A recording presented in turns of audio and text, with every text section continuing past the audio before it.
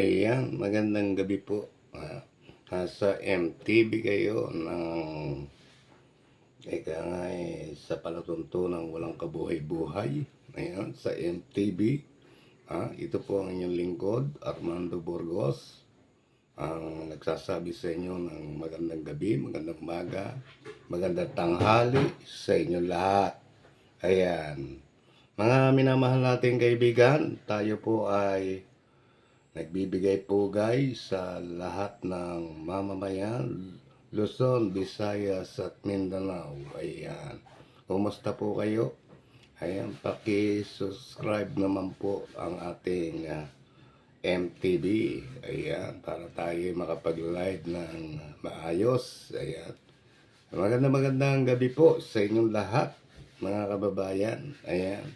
Saan man kayong sulok naroroon ng Pilipinas, sa ibayo man dagat. Ayan. Kalagay ko naman ang ating pamagat ay, ang ipapamagat natin sa ating palatuntunan ay bigo. Bigo ang mamamayan Pilipino. Ayan. Maraming tuwan-tuwa ngayon ng mga DDS. Nagdiriwang sa ngay hatol ng katastasang hukuman. Diba? Ayan. Sa kabila ng binabagyo tayong lahat ay ayun, diba? Kaya anong masasabi natin? Sino ang dapat sisihin sa nangyari? Hindi ba ang mga senador? Lalong-lalo na si Joel Villanueva, tuwan-tuwa, masayang masaya. Oo. Ayan. Kaya lang, ang nakalulungkot noon, hindi natin nalaman ang mga resa-resa at punot dulo. Yan ang nakalulungkot. Hindi naman natin hinahangad maparusahan o ano. Ang mahalaga lang ay malaman natin ang nilalaman ng impeachment ni Sara Duterte. Kung may katotohanan ba o wala. Ngayon, yun ang desisyon, igalang natin, irespeto natin, kahit na alam natin na ang mga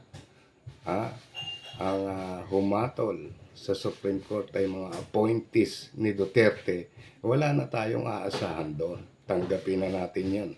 Ang masakit lang, hindi natin nalaman ang buong katotohanan sa impeachment. Iyon ang dapat natin sanang malaman sa pagbubukas ng impeachment sana. Kung hindi sana nagkasala ang mga senador dito, akala ko ba usap-usapan noon, walang pakialam ang Supreme Court. Wala din pakialam ang Senado sa Supreme Court. Bakit nagkaganito? Hindi ba? Tila para tayong pinaglalaruan na lamang ng ng batas na ginagawa nila. Ayan. Sana naman kung talagang kayong totoo ang Supreme Court, bakit hindi nyo kinasuhan ang mga senador na nagkasala, na maliwanag naman nagkasala at lumabag? Kaya nyo ito ay di ba, hinatulan. Wala na kaming magagawa doon kung hindi siguro mag-isip. Baka sa susunod sa labas ng husgado mangyari ang mga bagay na pag-isipan ng mamamayan. Ang tinatawag sa labas ng husgado siguro people power. Para sa atin naman ano pa para mag people power, di ba? Hindi rin, di ba? Manahimik. Ayan. Siguro yung pagkakapalabas ni Baste Duterte, yun yung dahilan bakit siya naghamon kay Torre, para malito ang tao. Yun.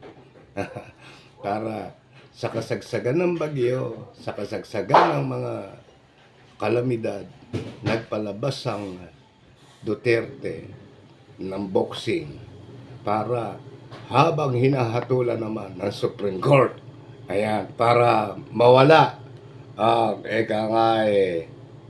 malito ang tao. Yun. Hindi na. Okay, mga minamahal ating kaibigan, maraming salamat po sa maikling Hanggang sa muli sa pagla-live natin dito. Paki-subscribe naman po, pakitulong naman po sa ating bahay para sa ganun tayo dire-diretso makapagla-live. Magandang gabi po sa inyo lahat at maraming salamat po. Ito po muli ang inyong lingkod, Armando Burgos, ang nagsasabi sa inyo, mabuhay ang Pilipinas. Huwag kayong malungkot. 3 taon namang maupo ang ating Pangulo. Diba? Okay?